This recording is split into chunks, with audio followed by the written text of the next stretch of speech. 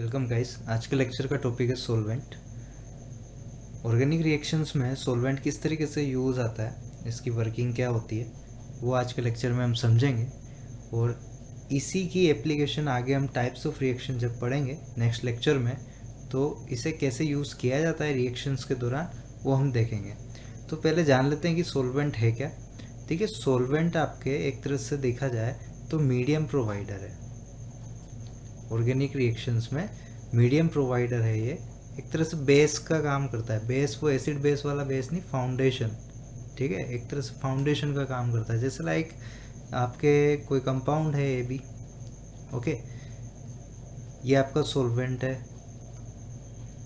ठीक है, तो इनके लिए रिएक्शन करवाने के लिए आपस में, या फिर अलग अलग कंपाउंड भी है आपके इस तरीके से, तो इनके लिए एक ये मीडियम प्रोवाइडर का काम करेगा, इनके बीच रिएक्शन आसानी से हो सके उसके लिए।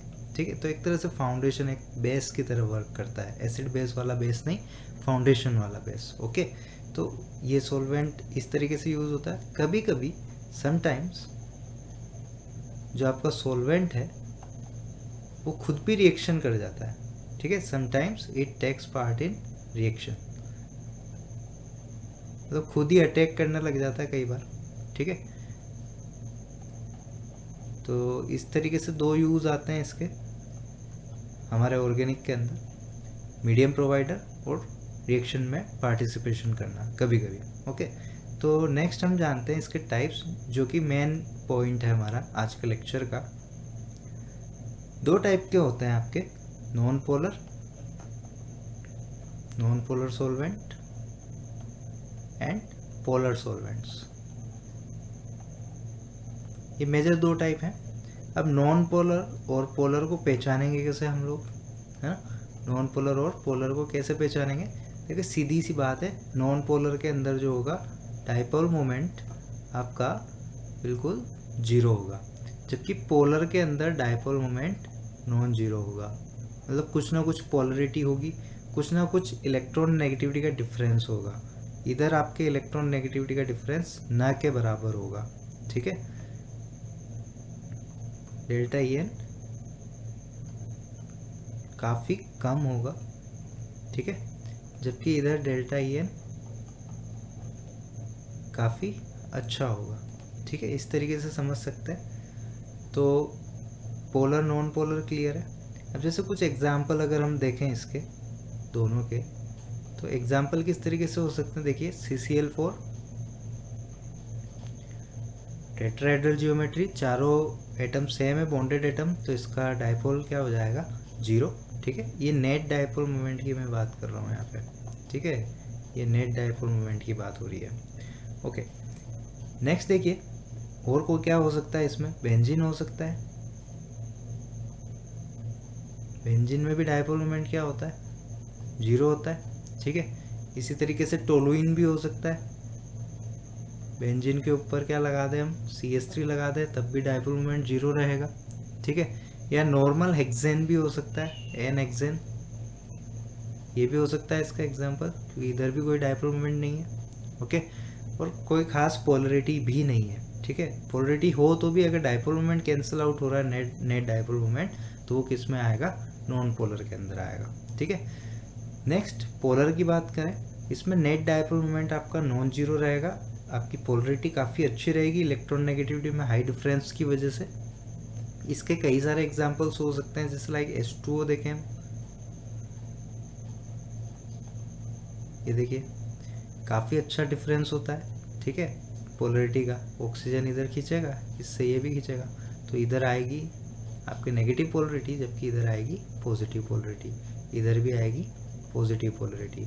इस टाइप से और भी हो सकते हैं, जैसे कि CH3 COO CH3। ठीक है, इधर भी सेम कहानी है, यहाँ पे डेल नेगेटिव, यहाँ पे डेल पॉजिटिव, इस वाले कार्बन पे। ओके, तो ये कुछ पोलर एग्जाम्पल्स हैं, ये कुछ आपके नॉन पोलर एग्जाम्पल है। पोलरिटी डेवलप जहाँ होगी, जहाँ नेट डाइपोल मोमेंट आपका नॉन जीरो होगा, वो आपके पोलर सॉल्वेंट्स होंगे। ठीक है, और जहाँ पे नेट डायपोल मोमेंट 0 होगा, इलेक्ट्रोनेगेटिविटी का काफ़ी कम डिफरेंस होने की वजह से पोलरिटी भी उतनी क्रिएट नहीं हो पाएगी, वहाँ पे वो सॉल्वेंट्स क्या होंगे, आपके नॉन पोलर सॉल्वेंट्स होंगे। ठीक है, नेक्स्ट क्लासीफाई करते हैं पोलर सॉल्वेंट्स को। पोलर सॉल्वेंट का क्लासिफिकेशन ये हमारे मेन काम का है ऑर्गेनिक रिएक्शन के अंदर। ये दो तरीके के होते हैं आपके, पीपीएस जिसे हम पोलर प्रोटिक सॉल्वेंट भी बोलते हैं, and PS polar aprotic solvent. Polar protic and polar aprotic, मतलब पोलर तो होंगे, बस प्रोटिक और एप्रोटिक का डिफरेंस होगा। अब प्रोटिक मतलब क्या? प्रोटिक मतलब सीधी सी बात है, प्रोटॉन से है। प्रोटिक का मतलब प्रोटॉन से है, जबकि इधर आपके प्रोटॉन नहीं होगा। एप्रोटिक का ये मतलब होता है प्रोटिक एंड एप्रोटिक। ठीक है, इधर आपके प्रोटॉन होगा जबकि इधर प्रोटॉन नहीं होगा। अब देखिए एक और चीज़ है, यहाँ पे H आ रहा है, H प्लस हो प्रेजेंट है, तो यहाँ पे कैपेबिलिटी होगी हाइड्रोजन बॉन्डिंग की। किसकी होगी? H बॉन्डिंग की कैपेसिटी होगी इसमें बनाने की। ठीक है, जबकि इधर H बॉन्डिंग नहीं बनेगी। ये मेजर डिफरेंस है दोनों के बीच में, polar protic and polar aprotic के बीच में। ठीक, तो ये मेजर डिफरेंस आता है। अब देखिए इसके एग्जांपल देखते हैं। अगेन देखिए पोलर प्रोटिक है, पोलरिटी तो होगी ही होगी, तो इसके एग्जांपल्स अगर हम देखें तो इसमें क्या क्या हो सकते हैं? देखिए H2O हो सकता है, अभी अभी बताया इसकी पोलरिटी बता के आपको। यहाँ पे डेल नेगेटिव, ये इलेक्ट्रॉन खींचने की वजह से, और इधर आपके पॉजिटिव पोलरिटी। ठीक, और क्या एग्जांपल्स हो सकते हैं? NH3 हो सकता है, NH3 भी हो सकता है। ठीक है, सिमिलर टाइप का। अच्छा, और क्या हो सकते हैं? देखिए एल्कोहल हो सकते हैं। ठीक है, यहाँ से पोलरिटी आ जाएगी, H प्लस दे देगा ये भी। सिमिलरली एसिड भी हो सकते हैं आपके, CH3 COOH, है ना, ये भी आपका H दे सकता है। तो इस तरीके के जो भी हैं आपके एग्जांपल्स, ये सारे किस में आ जाएंगे? पोलर प्रोटिक, क्योंकि यहाँ से H प्लस निकल सकता है हर जगह से। ठीक है, या H प्लस प्रोवाइड करवा सकते हैं, यूँ बोले तो ज़्यादा बेटर रहेगा, उसकी वजह से H बॉन्डिंग इनमें पॉसिबल है। ओके, और पोलर एप्रोटिक की बात करें तो ये पोलर तो होंगे ही होंगे, जैसे लाइक एसीटोन आपको बताया था एग्जांपल मैंने पोलर के अंदर। ये देखिए इसमें पोलरिटी तो है, पोलरिटी तो है, भले ही उतनी ना हो लेकिन है तो सही। लेकिन यहाँ जो H है, यहाँ जो H है वो मोर इलेक्ट्रॉन नेगेटिव एटम से नहीं जुड़ा हुआ है, ये C से जुड़ा हुआ है। जबकि आप यहाँ देखिए मोर इलेक्ट्रॉन नेगेटिव एटम से जुड़ा हुआ है। H बॉन्डिंग कब बनती है? जब H के साथ कौन हो आपके? FON in general. ठीक है, कभी कभी क्लोरीन और S के साथ भी हाइड्रोजन बॉन्डिंग बन जाती है रेयर केस में, लेकिन मेजर ये आपके होने चाहिए एटम। जबकि यहाँ पे कौन है? कार्बन, तो यहाँ पे H बॉन्डिंग का कोई चांस नहीं है। सिमिलरली ये भी हो सकता है नाइट्राइल ग्रुप आपके इस तरीके से। ठीक है, तो ये सारे किसके एग्जाम्पल हो गए? आपके पोलर एप्रोटिक के। और भी देखेंगे इसके एग्जाम्पल, काफ़ी इंपॉर्टेंट है पोलर एप्रोटिक भी, इनकी वर्किंग भी जानेंगे आगे हम। देखिए कुछ एग्जांपल्स हैं, DMF, DMA, DMS, DMSO और फर्दर THF वगैरह भी आने वाले हैं। तो DMF वगैरह होते क्या हैं? देखिए डाईमिथाइल फॉर्मामाइड है, डाईमिथाइल फॉर्मामाइड है, इसको नोट कर लें आप, इसका फुल फॉर्म। इसका स्ट्रक्चर मैं बता देता हूँ। देखिए फॉर्मामाइड हो रहा है, सीधी सी बात है, यानी यहाँ पे ये तो आएगा ही आएगा, फॉर्मामाइड है इसलिए। ठीक है, और डाईमिथाइल है, NN डाईमिथाइल कहते हैं वैसे इसको, तो ये यहाँ पे हम क्या लगा देंगे? इस तरीके से डाईमिथाइल लगा देंगे, तो ये हो जाएगा dimethyl formamide. Similarly dimethyl acetamide, देखिए अब एसिटामाइड आ गया तो सीधा सा स्ट्रक्चर बन जाएगा इसका कुछ इस तरीके से। ठीक है, और डाईमिथाइल लगा दो इसके भी। अब इसको मैं ऐसे ही बना देता हूँ क्योंकि ऊपर इसका एक्सपेंडेड फॉर्म मैंने ऑलरेडी बना दिया है। ये है डाईमिथाइल सल्फाइड, देखिए इस बीच में, और दोनों साइड क्या लगा दो इसके? मिथाइल लगा देते हैं, तो स्ट्रक्चर याद रखने में भी आसानी रहेगी थोड़ी इससे। नेक्स्ट है DMSO, dimethyl sulphoxide, dimethyl sulphoxide. देखिए सल्फोक्साइड कैसे होगा? इस तरीके से, SO, ठीक है, और इसके अगल बगल हम क्या लगा दें, मिथाइल, ठीक है। तो ये क्या हो जाएगा, डायमिथाइल सल्फोक्साइड। इन सभी में देखिए आप, जो H जुड़ा हुआ है वो कार्बन से जुड़ा हुआ है, किधर की तरफ भी देख लें, और पोलरिटी तो है ही सही सभी में, क्योंकि हल्का सा इलेक्ट्रॉन नेगेटिविटी डिफरेंस सभी में है।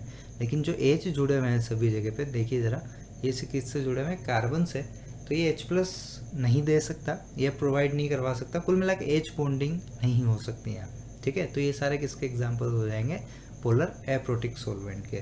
और वैसे भी इस तरीके के जब वर्ड्स दिखते हैं ना आपको एरो के ऊपर नीचे रिएक्शन के दौरान, तो जनरली पोलर एप्रोटिक सोलवेंट्स ही होते हैं, ठीक है। और देखते हैं THF, टेट्रा हाइड्रोफ्यूरन। देखो फ्यूरान क्या होता है, फ्यूरन कुछ इस तरीके से होता है, ये कंपाउंड देखा हुआ है आपने, ये फ्यूरन है।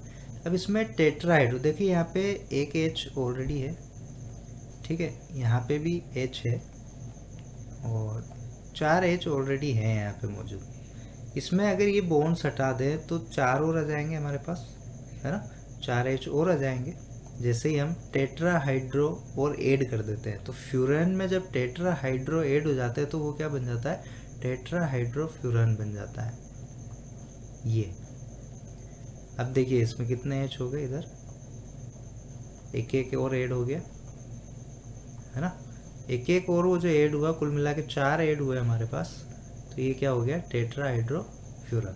मतलब फ्यूरान में टेट्रा हाइड्रोजन जब ऐड कर देते हो आप, हाइड्रो जब ऐड कर देते हो तो क्या बन जाता है, टेट्राहाइड। ये है THF का स्ट्रक्चर, ठीक है, टेट्रा हाइड्रोफ्यूरन THF काफ़ी यूज़ आता है ग्रिग्नार्ड रिएजेंट वगैरह में। आप सब इनको जानने लग जाएंगे जैसे जैसे रिएक्शंस आएगी आगे।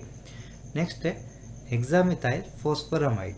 अब देखिए यहाँ हेक्सामिथाइल आया और अमाइड आया और फॉस्फोरस आया, तो सीधी सी बात है, ये P, ठीक है, ये एक डबल बॉन्ड और लगा देते हैं, और अमाइड है, ठीक, तो N भी आएगा इसके साथ, और हेक्सामिथाइल है, यानी इनके साथ दो दो क्या आएंगे, मिथाइल आएंगे। तो टोटल कितने मिथाइल हो जाएंगे, 6 मिथाइल्स हो जाएंगे इस तरीके से। तो ये स्ट्रक्चर हो जाएगा हमारा HMPA का। स्ट्रक्चर बड़े होते हैं इनके, इसलिए शॉर्ट फॉर्म में ही जनरली गिवन होते हैं आपको। और भी हो सकते हैं, अब आप पहचान सकते हैं जनरली कि हल्की सी पोलरिटी हो और H आपके FON के अलावा किसी और से जुड़ा हुआ हो, ठीक है। तो ये सिंपल सा इंट्रोडक्शन है आपके पोलर प्रोटिक और पोलर एप्रोटिक सॉल्वेंट्स के बीच में। इनकी जानते हैं मैकेनिज्म, जो कि हमारे लिए ज़्यादा इम्पोर्टेंट है। तो मैकेनिज्म के लिए सोल्वेशन प्रोसेस हमें समझना पड़ेगा। सोल्वेशन क्या होता है, देखिए interaction between solute and solvent, बहुत जनरल सी बात है, दोनों के बीच में जो भी इंटरेक्शन होता है सोल्यूट और सोलवेंट के बीच में, ठीक, उसे हम कहते हैं सोल्वेशन। अच्छा, इसमें एक नोट है, जब आपका सोलवेंट वाटर हो, सोलवेंट कौन हो, वाटर हो, तो उस केस में इस प्रोसेस को क्या कहते हैं हम, हाइड्रेशन। क्या कहते हैं, हाइड्रेशन। सोल्वेशन की जगह वो क्या हो जाता है, हाइड्रेशन हो जाता है, ठीक है। तो इस तरीके से अलग अलग टर्म्स है, जस्ट इसका मैकेनिज्म समझते हैं। तो मैकेनिज्म सबसे पहले कैसे ले रहे हैं, एक NaI आपका कंपाउंड है, उसको हम डिसोल्व कर रहे हैं H2O के अंदर। H2O क्या है आप सभी जानते हैं, पोलर प्रोटिक सोलवेंट है। H2O क्या है, पोलर प्रोटिक सोलवेंट है, H बॉन्डिंग बना सकता है इसलिए, ठीक। यानी कुल मिला के केस फर्स्ट क्या है हमारा, पोलर प्रोटिक सोलवेंट में जब हम कोई कंपाउंड डिसोल्व करते हैं, ठीक। तो देखिए NaI जो है आपका, जब भी ये इंटरेक्शन होगा इसके साथ डिसोल्व करने पे, तो आपके Na+ और I- में टूटेगा, ओके। इसके साथ अब देखिए प्लस के पास कौन आएगा, प्लस के पास कौन आता है, नेगेटिव वाला। नेगेटिव वाला यहाँ कौन है, H2O में O है, तो O आ जाएगा इसके साथ इंटरेक्ट करने, क्योंकि यहाँ पे इसके पास इलेक्ट्रॉन्स हैं इस तरीके से, ठीक है, जो कि इंटरेक्ट कर सकते हैं इसके साथ। अच्छा, तो ये इधर से ऐसे सभी तरफ से सराउंड हो जाएगा इनसे। आपने देखा होगा केमिकल बॉन्डिंग में भी हाइड्रेशन वगैरह, तो ये कुछ इसी तरीके से हो रहा है इसके अंदर, सब तरफ से सराउंड कर लेगा और इंटरेक्शन करेगा इसके साथ। तो एक तरह से सोल्यूट और सोलवेंट के बीच में ये जो इंटरेक्शन है ना, ये जो इंटरेक्शन है सोल्यूट और सोलवेंट के बीच में, ये आपका सोल्यूशन होता है मेन, ठीक है। और अगर यहाँ पे वाटर है तो ये होगा हाइड्रेशन। नेक्स्ट है आई माइनस को कैसे घेरेंगे, देखिए यहाँ पे माइनस है तो प्लस वाला आके इसको घेरेगा, ठीक है, सराउंड करेगा इसको। H इधर से भी H, ये O पीछे रह जाएगा इस बार, ठीक है। सिमिलरली इधर से भी H आएगा, इधर से भी H आएगा, ठीक है। और इसी तरीके से ये 2 H और आएंगे। सभी तरफ से जितना हो सके मैक्सिमम सराउंड हो जाते हैं ये एटम्स सॉल्वेंट के, ठीक है। तो इस तरीके से ये जो इंटरेक्शन होगा इनके बीच में, ये जो इंटरेक्शन जस्ट डाइपोल और आयन के बीच में, आयन डाइपोल इंटरेक्शन जो हम पढ़ते हैं, ठीक, ये आपका हाइड्रेशन या सॉल्वेशन कहलाता है ना। इधर आपके इसके साथ हो रहा है। तो इस तरीके से ये डिसोल्व कर लेते हैं इंटरेक्ट करके, दोनों को अलग अलग करके आयंस को, और अपने में खुद में डिसोल्व कर लेते हैं। सेकंड केस देखते हैं, जब Na को हमने किस में डिसोल्व किया, एसीटोन में डिसोल्व कर दिया। अब देखिए एसीटोन कैसा होता है, CH3 COO CH3, ये कैसा सॉल्वेंट है आपका, पोलर एप्रोटिक सॉल्वेंट है ना, क्योंकि हाइड्रोजन बॉन्डिंग नहीं हो सकती यहाँ पे, क्योंकि वो मोर इलेक्ट्रोनेगेटिव एटम से नहीं अटैच्ड है, इस कारण। अब देखिए इसमें इंटरेक्शन किस तरीके से होता है वो मैं बता देता हूँ। देखो अगेन Na प्लस और I माइनस, ये दो चीज़ें हो गई, ओके। अब देखिए Na प्लस के पास कौन आएगा, नेगेटिव वाला पार्ट, और नेगेटिव वाला पार्ट यहाँ पे कौन है, नेगेटिव वाला पार्ट कौन है, वही अगेन O है, ठीक। इस तरीके से, क्योंकि इस पे पोलरिटी कैसी होती है, डेल नेगेटिव, इस पे कैसी होती है, डेल पॉजिटिव। सिमिलरली ये इधर भी आ जाएगा। जितना भी मैक्सिमम हो सकता है ये सराउंड करेंगे अपने आप को, ठीक है। इस तरीके से आ जाएगा यहाँ पे, एक ये इधर आ जाएगा, ओके। और भी जहाँ भी पॉसिबिलिटी होगी वहाँ सराउंड कर लेंगे इसे, और फिर ये इंटरेक्शन हो जाएगा इनके बीच में, नॉर्मल सा आयन डाइपोल इंटरेक्शन, ओके। अब यहाँ की बात करते हैं, इसकी बात करते हैं। इसके पास कौन आएगा, जो प्लस वाला होगा वो आएगा, इसके पास कौन आएगा, जो प्लस वाला होगा, ठीक है।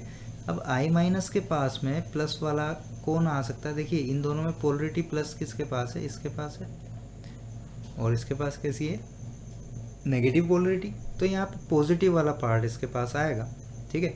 मुझे यहाँ थोड़ी जगह चाहिए तो मैं इसको हटा देता हूँ, ये चलिए नीचे ही लिख देंगे, इसीलिए चल जाएगा। देखो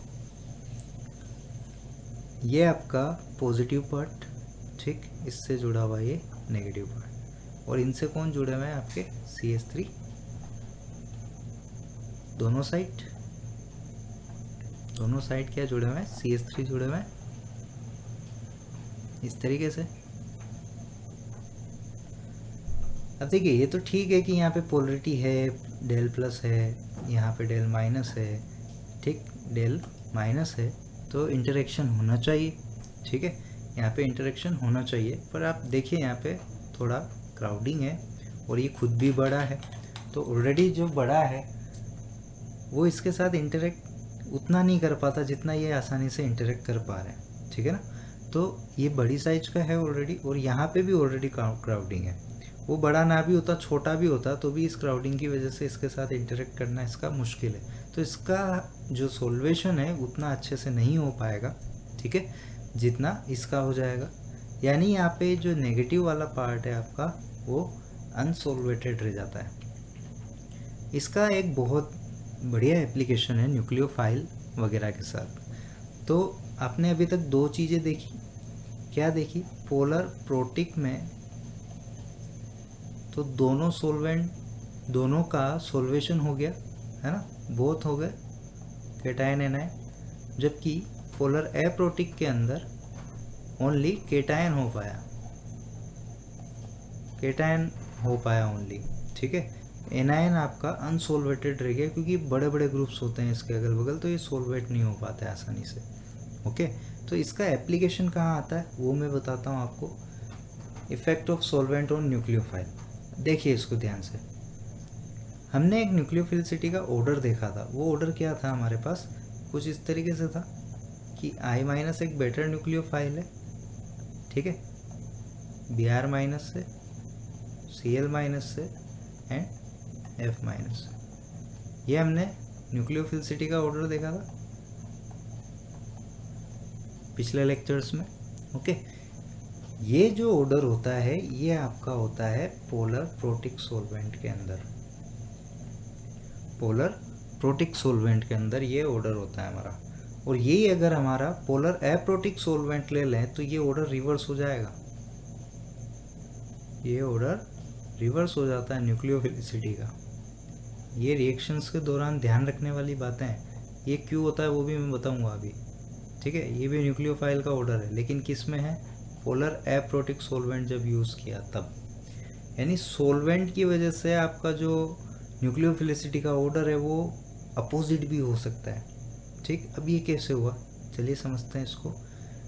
देखो, जब F- था, ठीक है, ये F-, और हमने ले लिया, मान लो वाटर ले लिया, पोलर प्रोटिक सॉल्वेंट ले लिया, इसके साथ कैसा सॉल्वेंट ले लिया, पोलर प्रोटिक सॉल्वेंट, तो ये तो अच्छे से इंटरेक्ट कर जाएंगे, है ना, अच्छे से इंटरेक्ट कर जाएंगे, अच्छे से सराउंड भी कर जाएंगे इसको, छोटा है वो। अच्छा, ये इधर से सराउंड होगा कि प्लस वाले से सराउंड होगा, ठीक है, प्लस वाली साइड से सराउंड होगा, तो ये उल्टा करना पड़ेगा हमें, ठीक।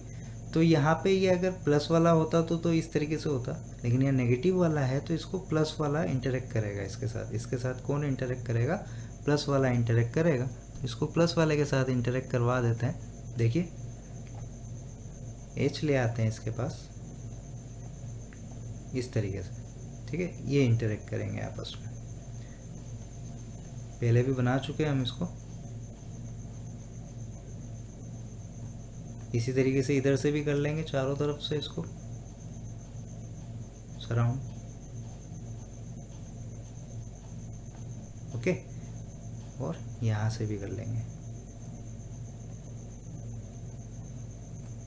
तो देखिए F जो था आपका F-, वो सराउंड हो चुका है पोलर प्रोटिक सॉल्वेंट से, और अब सराउंड हो गया तो इसकी हाइड्रेटेड रेडियस जो है बढ़ गई है, हाइड्रेटेड रेडियस इसकी बढ़ गई है। और आपने देखा होगा कि जो न्यूक्लियोफिलिसिटी होती है, जो न्यूक्लियोफिलिसिटी होती है वो आपके रेडियस के इन्वर्सली प्रोपोर्शनल होती है, ठीक है। तो इस कारण जो ये एक अच्छा इलेक्ट्रॉन डेंस आपका आयन था, एनायन था, जो एक अच्छा न्यूक्लियोफाइल होना चाहिए था, हाइड्रेटेड रेडियस होने की वजह से ये वीक न्यूक्लियोफाइल हो गया, क्योंकि अब ये बड़ा हो गया, ये अटैक करने जा नहीं पाएगा क्योंकि ये तो ऑलरेडी सराउंड हो चुका है पोलर प्रोटिक सॉल्वेंट से।